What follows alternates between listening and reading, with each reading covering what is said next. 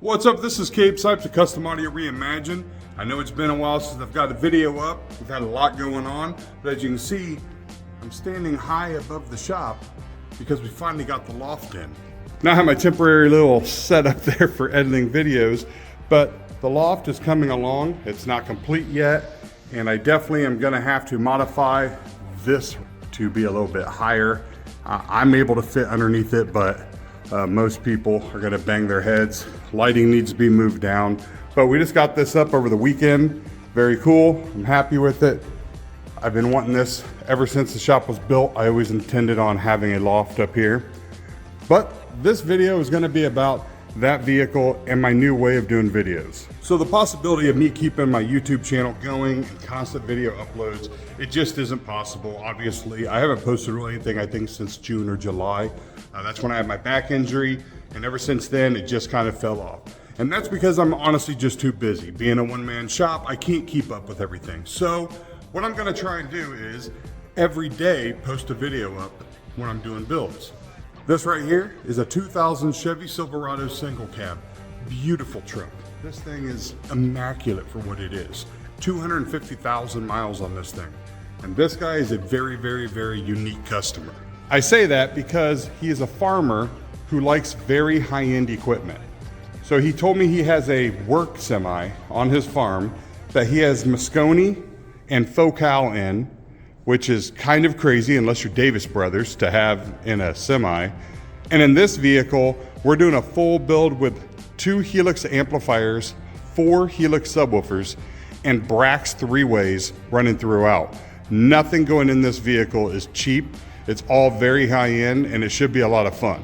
But to make it possible for me to get these videos up, what I'm gonna try and do is put up a video every day. So this video will be day 1. So I guess I'll call them build vlogs, even though I hate the word vlog, but that's what they're just gonna be. They're gonna be the build vlogs of each build, and I'll put up their daily updates. And hopefully I can get that going, and then every day there'll be videos being posted, which may end up hurting me because I'll oversaturate with too much content, but that way at least I know I'm uploading and I don't feel bad about being lazy and not getting it done. So I'm gonna get to work on this. First thing I gotta do is pull the dash. Very simple.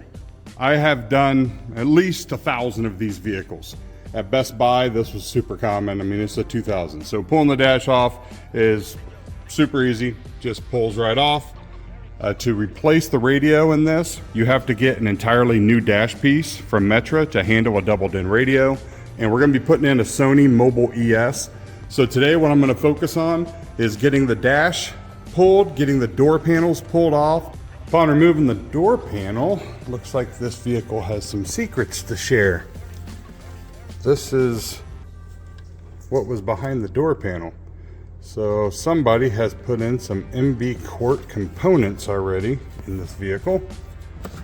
And the tweeter was not mounted very well because this was just hanging.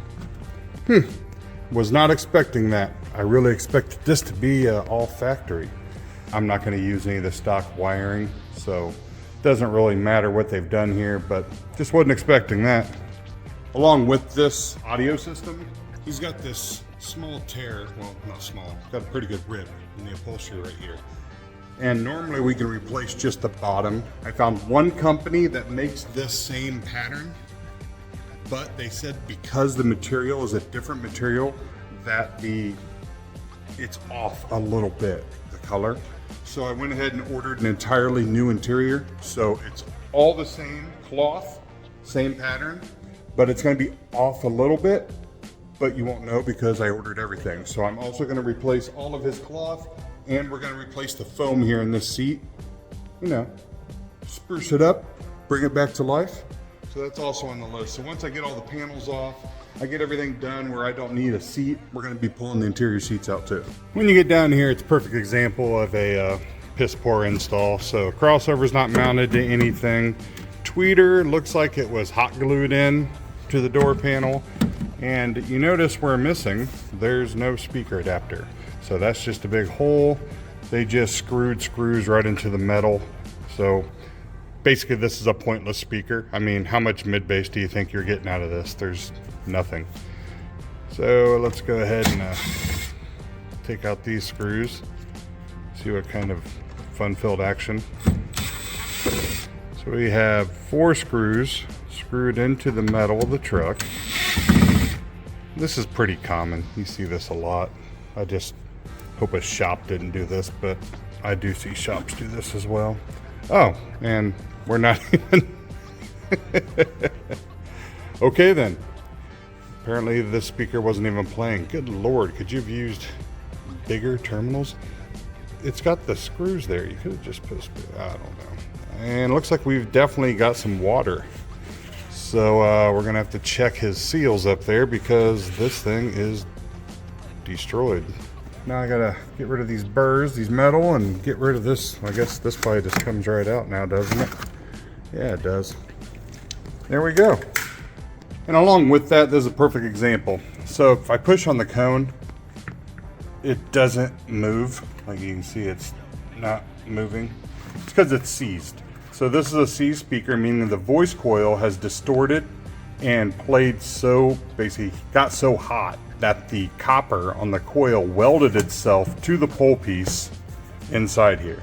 So the speaker will no longer move. It's completely seized. Now the reason that happened was because the way they had it installed, you notice there was just gaps all around it. So this speaker had no air behind it, no enclosure, no compression. There's no resistance.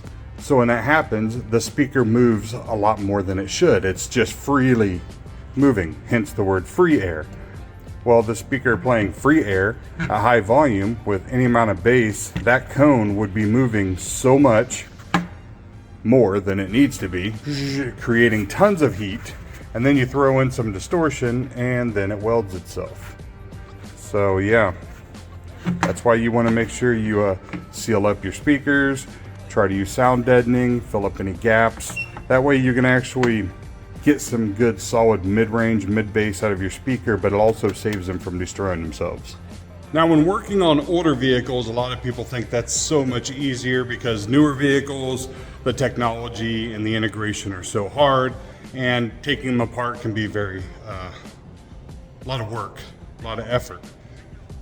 The rub is, older vehicles, you run into age things like rust or people have already been there, and that's what I'm hitting on this one right now. So check out what I'm running into. Pull the seats out, and the front bolts, they were a treat to get out. But now this rear one already, impacting, nothing's taking it out, and I can tell by the way it's acting, somebody has cross-threaded this when they put the seat in. So somebody's had these seats removed and they've already cross-threaded that in. What that does is that exposes the threads. It strips away basically any protectant or the paint or anything like that. Then as it sits there for years, all that exposed steel rusts, so the bolt ends up getting rusted inside there. So I can tell it's starting, it's like wanting to turn, but because it's been cross-threaded, it doesn't really know how to follow out. So this is gonna be a treat, and I'm assuming I'm gonna run into the same thing on the other side. So I'll be here for probably the next 20-30 minutes trying to figure out a way to hammer this thing out of here without destroying it, and then I'm more than likely gonna have to do a retap and order new bolts. And there we go. So the top, as you can see, had rusted itself to basically its position, but you can tell it was cross-threaded and started incorrectly at the bottom here. So it looks like it cross-threaded out, and then it began to, I'm not sure if it grabbed back onto the threads and began to shine, or if it basically was re-threading itself at that point. But here we rusted in, so that thing was not fun to get out. That was a fight. So let's go see how the other side's gonna be. And success. So got everything pulled out. All the trim is out of here. So gotta give it a good sweep, good cleaning. Go ahead and pull out the carpet, get all this out of here. I mean, it's getting the full treatment, and this guy really seems to love this vehicle, so I'm just gonna go ahead and treat it like it's my own. We're gonna get this thing scrubbed, maybe shampoo these carpets, see how clean we can get it, just to make this thing as awesome as possible so when he gets it back. letting the carpet cleaner soak in here. See if I can get some of these big nasty stains out of here. See how well it cleans it. If it does a good job, then we'll hit the whole piece. Here I got shampoo. It is way better. That right there is like, I don't know, like someone dropped a whole candy bar there. And then that's rust from the metal bracket that holds the jack down. But that looks way better. I'm exhausted. I don't know how my daughter details these cars. It's a lot of work scrubbing that. And that, I think, is where I'm gonna call it a day. I'm gonna button up on this for the day because I have to run to town to get materials because I need to keep working on the loft. I need to close that in also. So I put a day in on the customer's vehicle. Now I need to put in, 6-7 hours on my loft up there. Keep going or it's never gonna get done. And that's it. See you tomorrow.